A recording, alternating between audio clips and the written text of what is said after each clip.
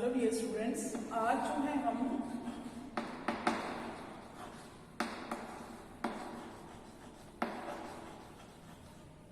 Capital structure और उसकी different theories की बात करेंगे।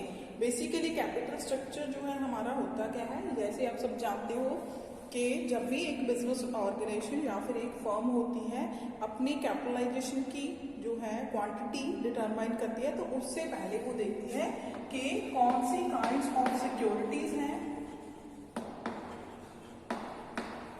कौन सी काइंड्स ऑफ सिक्योरिटीज हैं जो उसके कैपिटल स्ट्रक्चर का पार्ट बनेगी। राइट, कैपिटल स्ट्रक्चर की दूसरी टर्मिनोलॉजी हमारी कैपिटलाइजेशन है।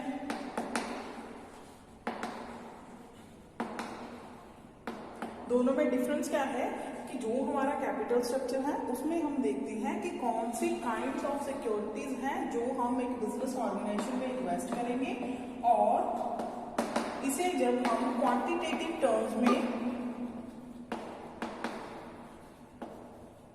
यूज करते हैं तो वो हमारा कैपिटलाइजेशन का कंसेप्ट बन जाता है। For example kinds of securities में आ जाएगा equity shares, preference shares and your debentures. And capitalisation में क्या आएगा, how much proportion of equity shares, how much proportion of preference shares and how much quantum of debentures. Then इस combination को हम जो है कैपिटल स्ट्रक्चर की terminology के अंदर जो है कंसिडर कर लेते हैं। राइट, कैपिटल स्ट्रक्चर की जरूरत हमें क्यों पड़ती है, क्योंकि अगर हमारा एक कैपिटल स्ट्रक्चर जो है साउंड होएगा, ऑप्टिमम होएगा, एक टर्म आती है फिर ऑप्टिमम और ऑप्टिमल कैपिटल स्ट्रक्चर।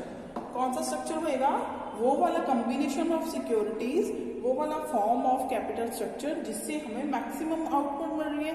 यहाँ पे मैक्सिमम आउटपुट किस फॉर्म में मिलेगी, हमें मैक्सिमम रिटर्न की फॉर्म में, और हमारी मिनिमम एफर्ट जो है वो किस फॉर्म में लगेगी, जो हमें कॉस्ट बेयर करनी पड़ रही है in the form of payment of dividend and payment of interest on debentures.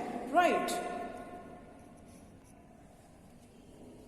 Next come the importance of capital structure. Capital structure की इम्पोर्टेंस हम जो है ट्रेडिंग ऑन इक्विटी और फाइनेंशियल लीवरेज को कंसिडर करके डिफरेंशिएट और डिफाइन कर सकते हैं। Now what is trading on equity? Trading on equity क्या होता है, वो वाली कंडीशन जब हम